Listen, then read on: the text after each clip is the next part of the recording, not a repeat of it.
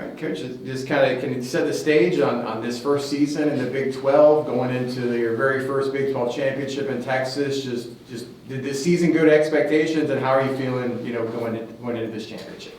Yeah, I mean, our expectations are always really high. Our expectations is to win a championship and to win the league. And although we fell short winning the league, the next goal is, can we make the conference tournament? And we did that. So top 6 was our main goal, so that we didn't have to play in that first round match and get to go straight to the quarterfinals. So we got that job done, and we're really excited about that. So right now it's a postseason mentality, and we just go from there, and it's the start of a new season for us. Speaking of that postseason mentality, you got a draw against TCU, a team that you hadn't played yet in the regular season, but at the same time are also one of those bubble teams that have been shown in projections by the Big 12. So what was kind of the team's reaction to that draw, and how much is that kind of a motivating factor for that postseason seeking goals? Yeah, everyone, the whole team knew that we needed to get, a result against Texas Tech, since we know they're a higher RPI team and, one of the top teams in the conference who ended up winning the league. So to get a tie was really big for us. It helped our, profile for the NCAA Tournament. BYU would have been a great, tie or win. Unfortunately, we weren't able to get that done. But again, it's a new season, and we have a really great opportunity playing TCU now in our first match in the conference championship or conference tournament, and we'll just go from there. Speaking of BYU, what did you or the team learn from that matchup that you really want them to take with them into this TCU matchup? Well, hopefully you'll ask them, because I'm curious what they're going to say too. But, I think we learned a lot. I mean, BYU is one of the top teams in the country. There's no doubt. They have a lot of really good individual, players. I think, a few times we got beat 1v1 individually. They got into our box a lot. But I thought overall, we did really well. We went over game review. And we saw a lot of great moments defensively and attacking wise. So I think, as far as what we learned from it is that we can play against any team in the country and have a good game. It's about, executing now, getting that result against a big team, because we're right in there. It's so close. You mentioned the bye. How important is it to have a little bit more rest and then not to have quite the grind that would come with a conference tournament? Yeah, the rest that we had before BYU was really key for us. Our depth has been, challenging this season for sure, and that's kind of part of the story, I think. But now that we get that same amount of rest going into the tournament, and like I said, that was one of our goals, so we can get that rest being in the top 6. And it's just key, because we need that rest. We have less depth now with some season-ending injuries and some sickness that's gone through the team. So I think, coming out fresh and ready to go with this new mentality, like it's new season. So everyone's going to be fired up for that. On that point of injuries, how has that adversity helped forge what you've been able to do towards the end here?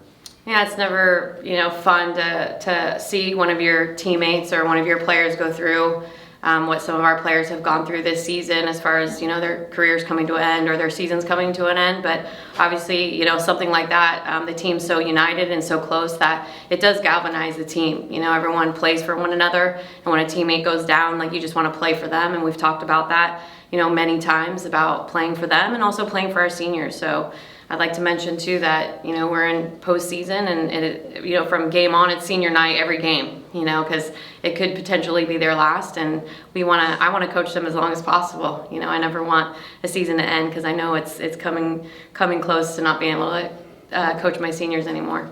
What's it been like this first go-round, going through the Big 12 schedule, coming from the Americans? You played 2 of the better teams here in the last stretch of this season. What's it been like this first season? I love these teams. Yeah, I love the Big 12. It's been awesome, and I think if you were to ask our players, it is an absolute challenge. It is a grind. It's been a grind, but the atmospheres that we've been in this season has been amazing, and I think they deserve to be in stadiums, the type of stadiums that we've been in, and the type of crowds that we've seen, and the type of competition we've been up against. It really, really challenged us every single game, and so I love just the intensity and the competitiveness that the Big 12 gives us and brings us. And it's just going to keep being our goal to, hopefully in coming years we're going to win a championship, and maybe in this tournament here. You had a pair of players get selected to the all Big 12 teams in the postseason, Diana with second team, and then Jessica McCullen one of your freshmen at the defender position. What do you think the voters noticed that got them to that position? I think for Deanna, I mean, it's clear every time she comes onto the field, she makes an impact and people are worried about her. There's no doubt she's on people's scouting reports. You can hear from the sideline when we play other teams, like just get a touch or put a body on or make the tackle. Like they know that she's going to be a threat and that she can get in behind. So, she's technical and she's just a threat getting in behind. And hopefully we'll see some goals from her too this coming tournament. But yeah, there's no doubt she's an impact player and a threat. And then for Jessica, she's been we've had to throw her into some big time games, starting with our exhibition match against FSU. Ariel, you went down, right? Ariel went down, and we pretty much threw her in against FSU. And that was a great thing, not for Ariel to happen, but for Jessica to just have to step in and deal with it and make mistakes, because every time you're making mistakes, you're learning from it. So it's, she's had a learning curve going in, but I love that she's been able to get the playing time that she's been able to get because she's growing with every game. And I love the fact that the Big 12 recognized that she's a freshman in the Big 12 getting significant minutes again in significant games. And she's helping the team, do well. What stands out to you about TCU? TCU, they're a very good team, and they like to have the ball. So they're one of the percentage-wise, as far as possession goes, they're one of the highest possession teams in our conference and in the country. So that's what sticks out the most, really, is they're going to have. They hopefully they won't have the ball as much as they've had. That's our goal, is for us to have the ball more. But that is what sticks out for sure. Obviously, the goal is to win the tournament, the championship, to get the auto bid. But short of that, I know you're maybe 50 in the RPI right now. What do you think you would need to do to kind of increase those at-large chances should you not win the entire championship? Yeah, we're definitely on the bubble. 50 is a tough place to be in, and I've already spoken to the team, and we all know we need a result against TCU. So I think it's really going to take the TCU win, and then we'll see from there. But TCU is for sure. Like I definitely think we need a result there. What were your thoughts on the team that kind of ended up drawing that 9 p.m. Time slot there? Because you could going into that last game, you could have either gotten the 4 or 5 seed and played at 11 a.m. Central noon time, or this one at 9 p.m. So what does that kind of go into when now that you know that you have a game time later in the day? I think if you were to ask our players, I think they would prefer the evening game over 11:30 p.m. or 11:30 a.m. slot. So I think that was a good situation for us. It also gives us a little bit more time, right? It gives us a little bit more rest and a little more time when we travel out there. So I think that we prefer the time slot that we got. How important is it to have a battle-tested goalkeeper at this time of year? Oh, of course. You guys have heard me say it a million times that Carol is, has been an absolute leader. She gets the job done, and she's held us into games for so long, for over all these years. Love that she's, broke the school record here recently with her shutout. So just to have that leadership quality in the back. And first and foremost, she holds herself accountable for everything. And then she's obviously going to hold her team accountable in front of her. So just having that experience and that leadership and that accountability is big for us.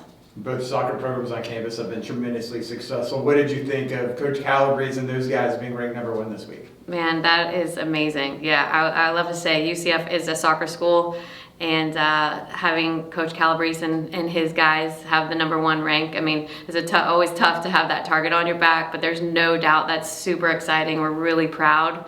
And we hope that they can keep that going. We're really tight with the men's team.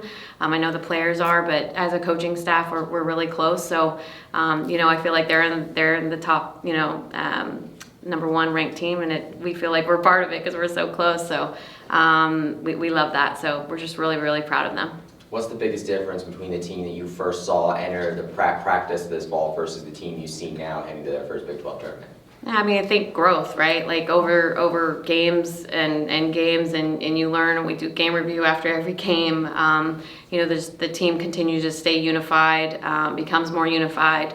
Younger players become more integrated. Even if they're not getting a ton of playing time, they're still getting integrated within the team, off the field. So I would say the difference is really just just the way that we've been unified and continue to grow, just all the growth that we've had.